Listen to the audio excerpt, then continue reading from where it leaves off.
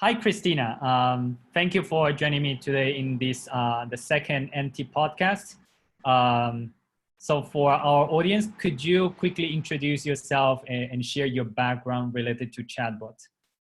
Sure, Jackie. Thank you for inviting me. So my name is Cristina Santamarina. I am a conversational creator since 2016, and I work with other companies who want to implement conversational experiences. I create my own, and I run a community and a podcast called Chatbots en Español. So as I can see, you have a lot of experience with chatbot, but could you maybe share what was your worst chatbot experience and why was that? I wouldn't mention one in specific, but there has been something in common to all of my worst experiences.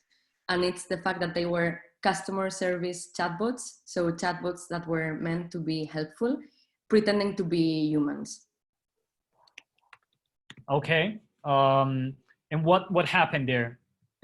Yeah, so I think this brings a really bad experience because they will never be good enough to be able to answer to all of my questions. So we will get trapped in the usual issues with chatbots. But also it feels like the chatbots and the brands behind them play with the user's trust. And I think they're wasting resources in working in small talk when they should be focusing on delivering like brilliant feature experience. Yeah, I think this is kind of an issue because if you don't have the transparency with users, in the end, people will figure out whether there's a real human or not. And it's far better to be transparent and set the expectation than trying to play with the user. Another question I have is, what do you think is the COVID-19 situation impacting the chatbot industry? I think it's actually been beneficial for us. And so when this all started, I saw a lot of movement of people trying to create chatbots to inform about the figures and to give advice. I actually went on and trained my chatbot for this too. But I think it was very positive that not only chatbot creators and companies, but official institutions like governments and city halls and big organizations like WHO went on and created chatbots for different channels. This has benefited us because they've grown the user base. They've made chatbots mainstream. It's no longer only early adopters using them, but millions and millions of people. And what do you believe are some of the main challenges chatbots still facing today? As we're kind of a new industry, I think we're still defining the best practices. I joke we still don't know for sure which is our Comic Sans equivalent. And there is also a lack of awareness of standards.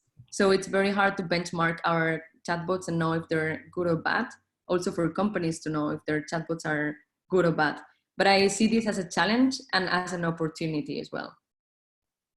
Because in your opinion, how do you benchmark a bot usually?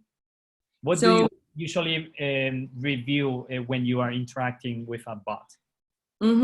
So how engaging can the conversation be, both of how long do I spend chatting with a bot on a given day, but also how my recurring relationship with that chatbot progresses, how much money can a company expect to make out of a chatbot, what are the conversion rates, and what defines a good conversational experience.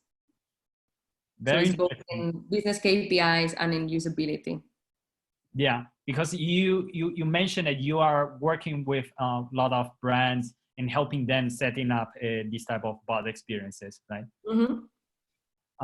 What could you also share with our audience, like a contrarian opinion about the future of chatbots? And let me try to explain this because I think this is important.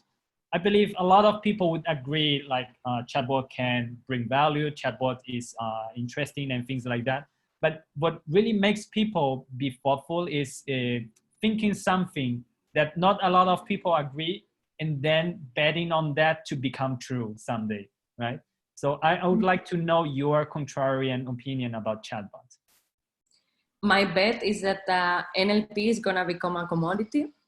I also believe that WhatsApp will not be the main conversational channel in the long term. And I believe that the value in the long term is going to be on the conversational and agent design and not on the technical side. Wow, wow. Some of the very, very contrarian opinion here. So maybe Yes. could you explain a little bit why do you think WhatsApp is not going to be one of the most important channel for conversational experiences? Yes. So I believe that chatbots in WhatsApp are gonna overload the channel, Mm-hmm. and we will look for other channels for our personal communication, for our important communications, and that is gonna reduce dramatically the open and read rate of WhatsApp messages. So Wow. right Okay. now, everyone wants to have a chatbot on WhatsApp because that's the channel that everyone uses. But Yeah. imagine what will happen when we have 100 chatbots writing us there. Yeah. I think in a sense, Messenger already realized this, and that's why they are trying to reduce the visibility bots are having in Messenger. So you are predicting that the same will happen in WhatsApp as well. That's my prediction. Yeah, my contrarian prediction. Nice.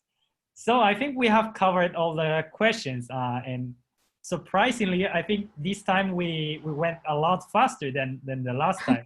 I think we don't even are at like 10 minutes right now, but I think that's a very good process. So uh, thank you for your contribution.